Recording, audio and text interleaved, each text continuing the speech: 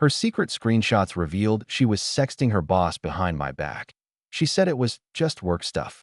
I can still see the look on her face when I held up the phone. She froze like a deer caught in headlights, her lips parting slightly as if she was about to say something, but no sound came out. The glow from the screen lit up both our faces in the dim apartment. My hands were shaking, heart pounding in my ears. I couldn't even breathe properly. I just kept scrolling, each message worse than the last, and all she could do was stand there, watching me read them. Just work stuff? I finally said, my voice breaking halfway through. You call this work stuff? I turned the screen toward her, and her eyes darted away. You told me he was your mentor, that he was helping you with your promotion. She took a step forward, reaching for the phone, but I pulled it back. Jake, please, she whispered. It's not what it looks like. Don't. I snapped, louder than I meant to. Don't you dare say that line. We'd been together for 3 years, living together for about 1. Things had been good, or so I thought. She worked in marketing for a tech startup, and I was an IT guy for a logistics company. We both worked long hours, but we made it work. I cooked dinner most nights, and she handled weekends. We had a rhythm, a kind of quiet understanding that we were building towards something. But the first cracks started to show a few months ago. She began staying late at work more often, claiming her team was pushing to finish a big campaign. At first, I didn't question it. I even admired her dedication. She'd come home exhausted, eyes glassy from staring at screens all day, mumbling about client demands before collapsing on the couch. Then the phone habits changed. She used to leave it charging on the counter, open and unattended. But suddenly, it was always face down. Notifications stopped appearing on her lock screen. She took it with her everywhere, even into the bathroom. When I teased her about it, she laughed it off. You're paranoid, she said. I just don't want clients calling me at midnight. Still, something didn't sit right. I'd ask about her boss, Mark, and she'd get defensive. He's just my manager, Jake. Relax. He's married with 2 kids. Right. Married. The discovery wasn't some grand detective moment. It was stupidly accidental. We were watching TV one night, and she got up to take a shower. Her phone buzzed on the table. Normally, I'd never snoop, but that night, it wasn't just a message. It was a notification from a photo app, new screenshots saved. Weird. She'd been taking screenshots while watching TV with me. Curiosity got the better of me. I opened the photo gallery, half expecting to find memes or Pinterest ideas. Instead, I found a folder labeled Work. The first image was a screenshot of a message from Mark, boss. The text preview read, "Can't stop thinking about last night." My chest tightened. I opened it. The thread that followed was explicit. Photos, flirty texts, voice notes, jokes about sneaking around Mr. IT boy, that was me. And then, right there, one from her. We have to be careful. He'd lose it if he knew. My hands went numb. When she came out of the shower, wrapped in a towel, she saw me sitting on the edge of the couch with her phone in my hand. What's this? I asked quietly. She froze. Jake.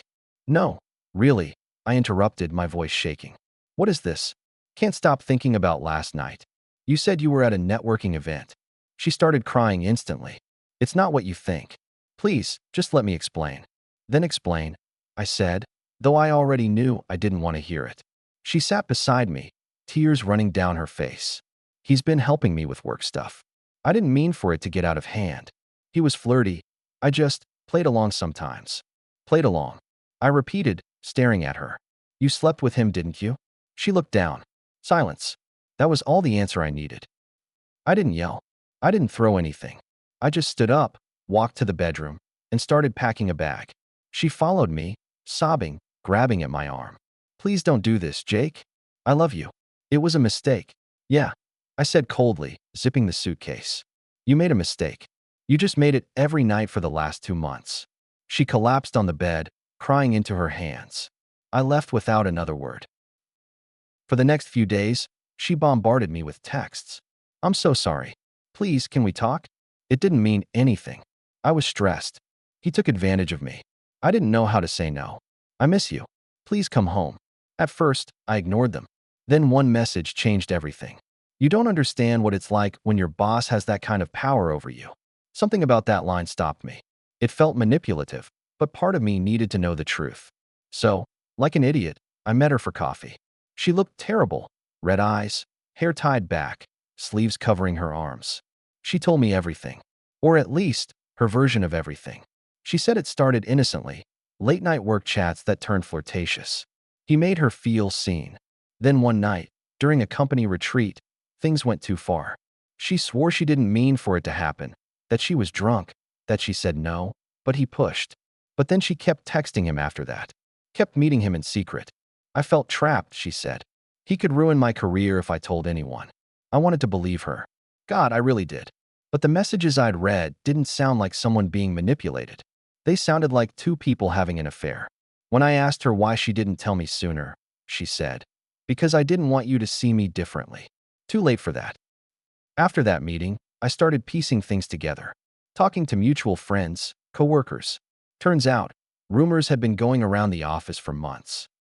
People had seen them getting drinks after work, sharing inside jokes, leaving together from events. I confronted her one last time, not to argue, but to close the chapter. "You know," I said, "I could have forgiven a mistake, but you built a relationship with him. You planned around it. You lied to my face, over and over." She nodded, crying again. "I know. I hate myself for it." "Then why?" I asked. "Why risk everything?" She wiped her eyes. "Because I liked feeling wanted."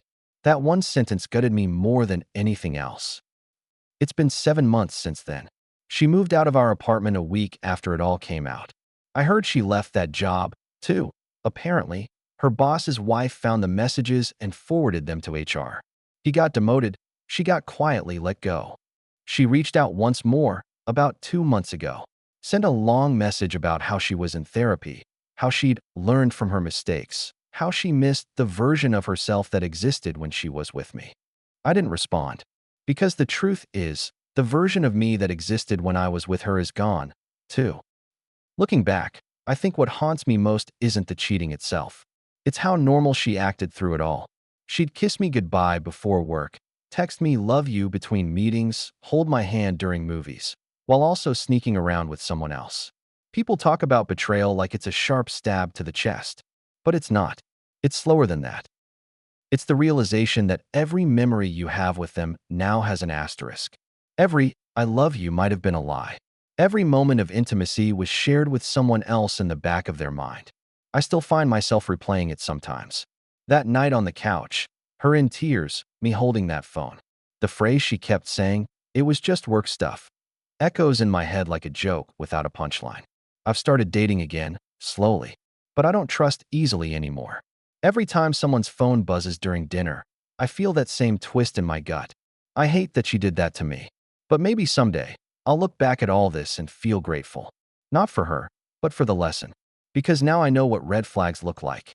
I know that love without transparency isn't love, it's a script. And I refuse to play that part again.